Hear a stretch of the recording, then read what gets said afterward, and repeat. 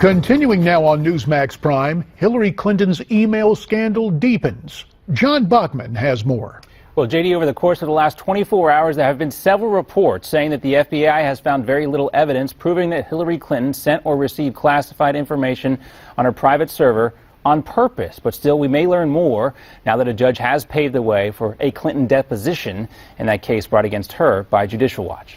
I was honored to work for Secretary Clinton. The FBI reportedly interviewing Clinton's closest aides, including Uma Abedin and Cheryl Mills this week. An interview with the former Secretary of State also expected soon.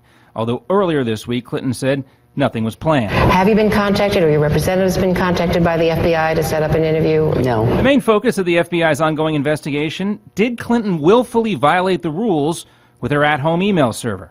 She's got bad judgment. Donald Trump using the issue to hit Clinton during a recent interview with Fox News. Clinton critics, including some law enforcement officials, maintain what she did was criminal. But the final call will be made by the FBI. Well, officials also dismissing claims from that Romanian hacker known as Guccifer, who said it was easy to breach Clinton's server. They say if that were true, he would have likely released her emails to the public like he did with other high-profile email accounts which he hacked. Remember, he's the one who hacked President Bush's sister's email and leaked those pictures of the president and President George H.W. Bush in the hospital. Back to you, JD. Thanks very much, John. For more on all of this, we welcome in Chris Farrell, Director of Research and Investigations for Judicial Watch. Chris, it's great to have you back tonight on Newsmax Prime.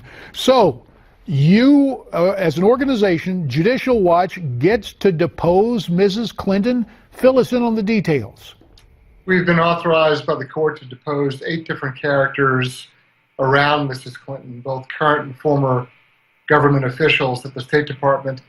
And we've reserved the right, and the court has granted us the ability to go back to the judge once we've completed the 8 depositions to ask to interview Mrs. Clinton as well. These are all under oath. They're sworn depositions. So again, just so I understand, first you can go to 8 of her associates, and Correct. then you want to go back to court and get permission to directly depose Mrs. Clinton. And when these depositions go on, because they're under oath, if someone willingly misleads you, they could face perjury, could they not? Sure. I mean, no one wants to be under oath and make false or misleading statements to a court. That's not a very bright idea. Let me ask you about this in terms of the FBI investigation. There's a lot of speculation. Will the FBI, in fact, play this by the book, interview her, retain its autonomy, or will there be shades of Chicago politics emanating from both the White House and the Department of Justice that somehow would abridge the activities of the FBI? What's your assessment of that?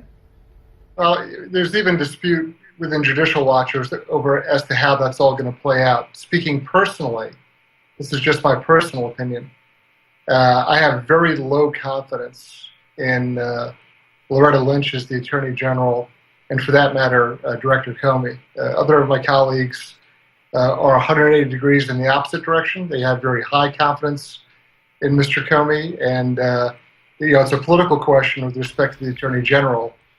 She's a political appointee. She's an ideologue, an Obama loyalist. So even if Mr. Comey had the stomach to go forward and really issue an ultimatum over to the Attorney General about going forward, it's not his call. It's the Attorney General's call.